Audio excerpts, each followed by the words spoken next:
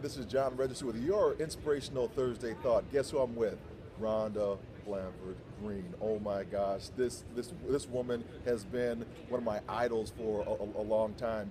She went to the University of Nebraska and was a rock star there. If you know what, Charlie Green, one of my coaches, we call him reentry because he always wore the shades, Olympian, as he came into the 100-meter dash. But if he's the reentry, she is the rocket. Rhonda, what does sports really teach you as you were coming through the system? Sure.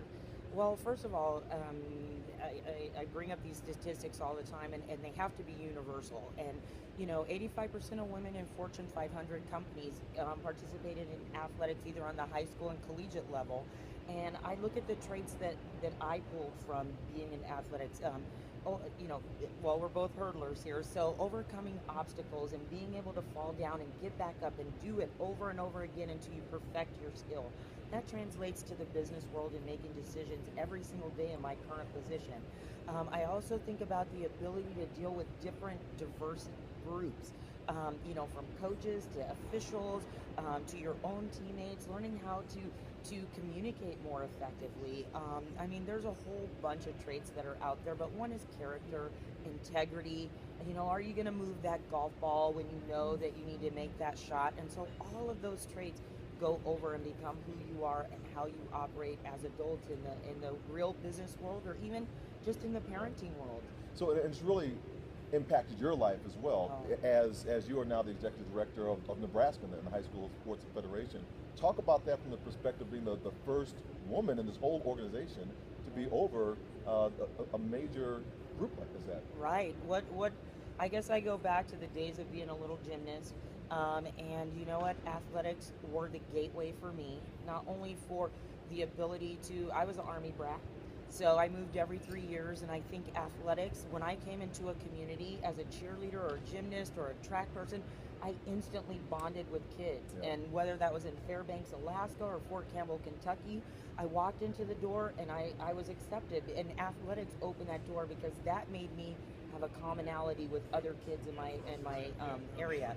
And so I think that, without athletics, I don't stand here before you, because it did open a door and it exposed me to people that had my best interests and said to me, you know what, athletics are great, but you need an education, because if you've got both of those, you're a double whammy for someone. Right, if you can communicate and have an education, and then you have all the skills from athletics, there's no stopping you. Right. And there's been very few women in the National Federation. I'm the first African American woman in 100-year history to be hired as an executive director, and I take that challenge and I take that responsibility very strongly.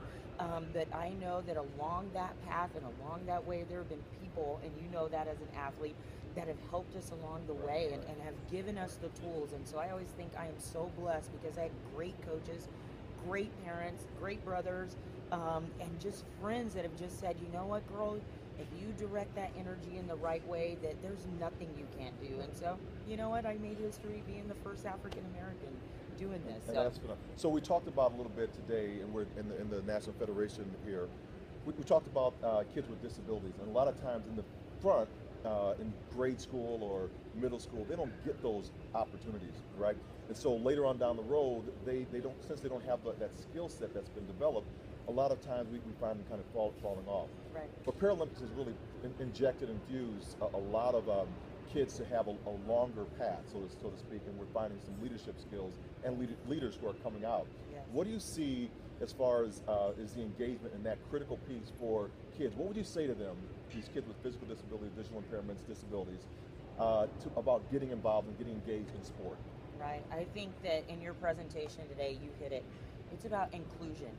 It's about all of us being involved. And you know what I say to the kids? I hope that you don't have to take this initiative, because we need to do a better job of educating people to reach out to you, to make you feel wanted, to make you feel a part of our programs, and to provide those platforms. And so if you build it, they will come. But kids out there need to know that if you want to get involved, seek an adult in the athletic world and say, hey, I'd love to do this or that. Put some pressure on us to do the right thing and to do what we're supposed to do. But definitely, if we need to, as adults and as athletic educators, do what we need to do to do whatever we need to do to get that done. But don't be afraid also to hold us accountable and reach out to us and say, hey, we need to do this. So Wow, what a phenomenal interview, y'all. This has been great. I knew it was going to be awesome. Rhonda is such an inspiration, and we say to you, you go forth and inspire your world. Awesome.